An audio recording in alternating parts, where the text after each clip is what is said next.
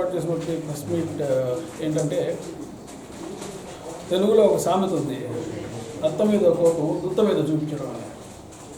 ఎక్కడో ఏదో ఇన్సిడెంట్ జరిగింది అమర్నాథ్లో, దాన్ని యావత్ ముస్లిం కమ్యూనిటీ ఖండిస్తూ ఉంది. ప్రతి ఒక్క ముస్లిం కమ్యూనిటీ తరపు నుంచి, ప్రతి ఒక్కరి తరపు నుంచి పోయినటువంటి మన హిందూ సోదరులకి వాళ్ళ యొక్క దానికి పశ్చాత్తాపం తెలుపుతూ చాలా జరిగినటువంటి ఈ సంఘటన చాలా హృదయ విదారకమైనటువంటి సంఘటన అని చెప్పి చాలా ముస్లిం కమ్యూనిటీ దీన్ని తీవ్రంగా ఖండించాయి. బట్ అక్కడ ఏదో జరిగింది, దానికి ప్రతీకగా ఇక్కడ ఏదో చేయాలనుకోవడం చాలా అవివేకమైనటువంటి విషయం.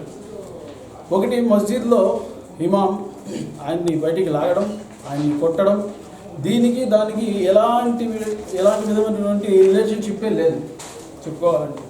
ఇలాంటి విషయాలు కేవలం మతోన్మాదాన్ని ప్రేరేపించడం తప్ప వేరే ఉద్దేశం అయితే ఏమీ లేనటువంటిగా తీవ్రంగా స్పష్టంగా కనిపిస్తూ ఉంది.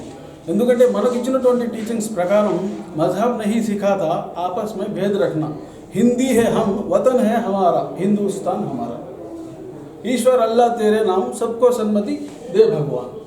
ఇలాంటి టీచింగ్స్ మనకు నేర్పించబడ్డాయి, మనం నేర్చుకున్నటువంటి టీచింగ్స్. ఇలాంటి టీచింగ్స్ ఉన్నటువంటి భారతదేశంలో అనేకమైనటువంటి కులాలు మతాలకి ప్రతీకగా ఉన్నటువంటి భారతదేశం యావత్ ప్రపంచంలో చాలా ఫేమస్, ఇదందరికీ తెలిసిన విషయమే.